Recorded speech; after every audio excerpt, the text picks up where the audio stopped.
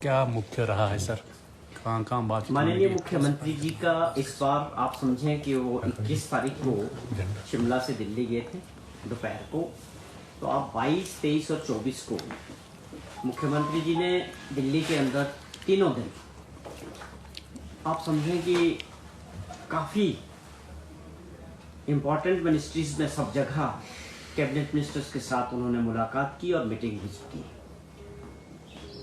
और उसके अलावा जो आपकी नीति आयोग की मीटिंग थी 24 तारीख को, उसमें पार्टिसिपेट किया, जिसमें पूरे देश के हर राज्य से मुख्यमंत्री थे और देश के प्रधानमंत्री जी थे। और 16th जो फाइनेंस कमीशन है उनके साथ भी मुलाकात की। नीति आयोग के जो वाइस चेयरमैन हैं मिस्टर पनगड़िया साहब, उनसे भी अलग से मुलाकात की। देश की फाइनेंस मिनिस्टर, उनसे भी मुलाकात की। और आप समझें कि जो हमारे पावर मिनिस्टर है देश के, उनके साथ भी हिमाचल प्रदेश के जितने भी मुद्दे थे, मुझे लगता है कि ये इस बार का जो दौरा माननीय मुख्यमंत्री जी का था, वो अपनी पूरे अधिकारियों के साथ पूरी तरह प्रिपेयर्ड होके गए थे कि हिमाचल प्रदेश के हितों को लेके अलग अलग डिपार्टमेंट में और मिनिस्ट्रीज में उन्होंने अपनी बात मजबूती के साथ प्रदेश के लोगों की बात दिल्ली के अंदर रखी।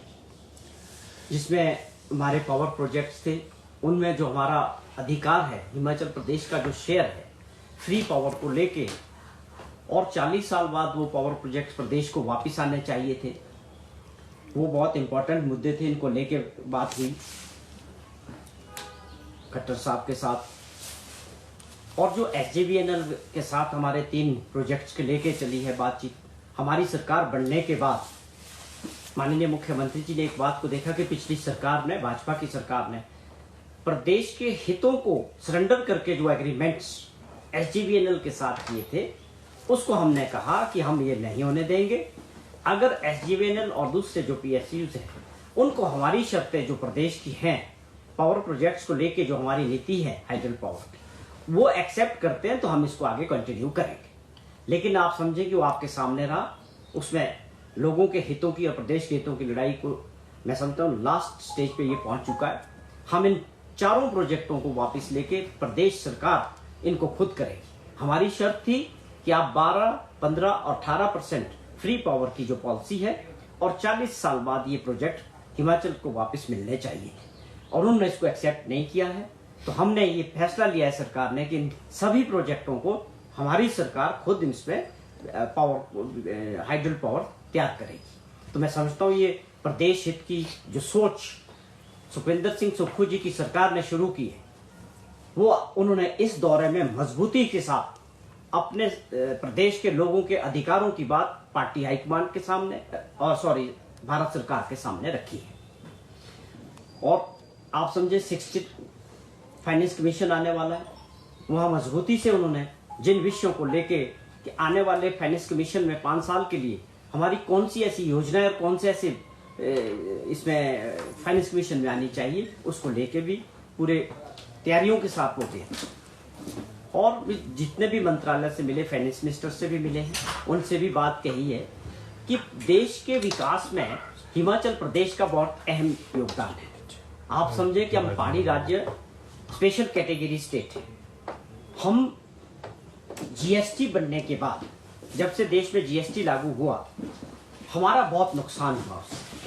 उसका पूरा आंकलन करके माननीय मुख्यमंत्री जी ने उनके सामने रखा है कि जब हम वैट में थे तो किस प्रकार हमारे बद्दी बरोटी वाला एरिया में हमारे को तकरीबन 3000 करोड़ रुपए का वैट आता था। लेकिन जैसे ही हम GST में गए, वो घटकर केवल 300-400 करोड़ रह गया। तो ये बातें समझने की थी, पिछली सरकारों ने इन बातों की ओर ध्यान नहीं दिया। ये बहुत इंपॉर्टेंट मुद्दे प्रदेश के सामने होने चाहिए आने वाले समय के लिए। अगर आज हम अपने अधिकारों को सरेंडर कर देंगे, उसकी लड़ाई नहीं लड़ेंगे, तो बहुत पछताना पड़ेगा और प्रदेश को बहुत नुकसान होगा।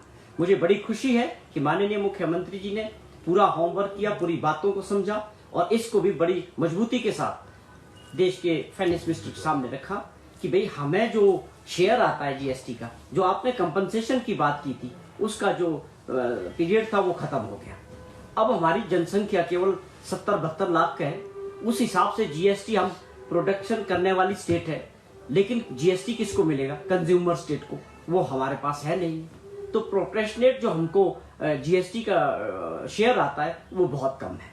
कहने का मतलब है कि एक ऐसी लड़ाई है, शायद प्रदेश की जनता इस बात को अभी तक उनके ध्यान में भी ये बात नहीं थी कि किस प्रकार हमारा और उनका प्रदेश का नुकसान हो रहा था। तो ये अधिकारों की लड़ाई की जो मैं बात कर रहा हूँ, चाहे उसमें बीबीएमबी का जो मुद्दा था वो उन्होंने बड़ी मजबूती से उठाया कि भाई पानी हमारा, राज्य दूसरे लड़ रहे हैं, हिमाचल का शेयर मिला नहीं, 5000 करोड़ के करीब हमारा फैसला हुआ था सुप्रीम कोर्ट से कि हमको मिलना चाहिए, वो क्यों नहीं मिल रहा है, वो किस तरह मिलेगा, क्या वो पैसे देंगे या बिजली के रूप में हमको मिलेगा।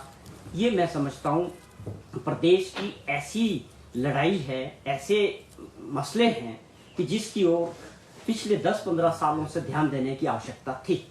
लेकिन आज अगर इस सरकार ने और माननीय मुख्यमंत्री जी ने इन मुद्दों को समझा है और इस लड़ाई का जिम्मा अपने ऊपर लिया है, तो मैं समझता हूं कि भारत सरकार को हमारी बात समझनी पड़ेगी, क्योंकि ये सारे जो मसले हैं ये बिल्कुल जायज हैं। चाहे उसको या आज समझें या अगली बैठक में समझें, तो हमको उनको जो नुकसान हुआ है या जो हमारे अधिकार हैं वो भारत सरकार को देने पड़ेंगे, क्योंकि हम सिस्टम में, फेडरल सिस्टम में हैं। हम उनसे जो है कोई स्पेशल पैकेज की बात नहीं कर रहे, वो मिल नहीं रहा। जो हमारे और राइट्स थे, चाहे पेंशन की ओपीएस को लेके जो हमारे ऊपर कट लगा, या आप समझें जो आपदा के समय हमारे को जो असेसमेंट हुई थी उसको लेके थे, ये मैं समझता हूँ माननीय मुख्यमंत्री जी का बहुत इंपॉर्टेंट और बहुत बड़ा दौरा रहा। सभी मंत्रालयों से उन्होंने मुलाकात की और सभी बड़े विषयों पे जो है भारत सरकार के सामने हिमाचल प्रदेश के हितों को लेके बात कही। सर, विपक्ष के नेता ने जो है विमल लेगी मामले में सरकार पर कई आरोप लगाए हैं और जिस तरह से घटनाक्रम चल रहा है, पुलिस वालों की लड़ाई चल रही है, उन्होंने कहा है कि ये भ्रष्टाचार हुआ है और उसको दबाने की कोशिश सरकार ने की। इसके ऊपर क्या कहेंगे? देखिए, जहां तक विपक्ष के नेता की बात आप करते हैं बार-बार, वैसे हम इसका राजनीतिकरण नहीं करना चाहते। ये मुद्दा राजनीति का नहीं था। ये दुर्भाग्यपूर्ण था कि विमल लेगी जी की जिन परिस्थितियों में मौत हुई, हमें इसमें पूरी संवेदना उनके प्रति, उनके परिवार के प्रति थी। दुर्भाग्यपूर्ण भाजपा को ये एक राजनीतिक मुद्दा समझ आया, उसी दिन उन्होंने इस पे राजनीति शुरू की। मैं ये दावे के साथ कह सकता हूँ कि उनको कोई सिंपैथी उनके परिवार से नहीं है, उनको केवल ये एक राजनीतिक मुद्दा सरकार को घेरने के लिए मुझे लगता है नजर आता है। जितनी भी बयानबाजी और जो भाजपा ने सब कुछ किया पहले दिन से, वो साफ दिखता है कि उनके लिए ये एक राजनीति का, ये दुर्भाग्यपूर्ण है कि उनको इसके पीछे भी राजनीति दिखती है। जहां तक सवाल है हमारी सरकार का, हमने पहले दिन से लेकर जब से ये घटना घटी, जब से विमल लेगी जी की डेड बॉडी मिली, जो भी उनके परिवारजन ने, उनकी वाइफ ने, उनके रिश्तेदारों ने जो भी चाहा, माननीय मुख्यमंत्री जी ने तत्काल उस पर एक्शन लिया। हमारी सरकार ने एक्शन लिए। चाहे उन अधिकारियों को अपने पदों से हटाने की बात थी, या उनके अगेंस्ट एफआईआर दर्ज करने की सवाल था, या उनको बाद में सस्पेंड करने की बात थी। किसी भी मुद्दे पर जो भी उस परिवार से, उनके लोगों से जो भी मांग माननीय मुख्यमंत्री जी से की गई, हमने उसके ऊपर तत्काल फैसले लिए। उसके बाद एसआईटी बनाने की बात की जाए या आईएएस ऑफिसर की अध्यक्षता में एक सिंगल मैन कमेटी की बात की जाए, क्योंकि इसका कारण क्या था?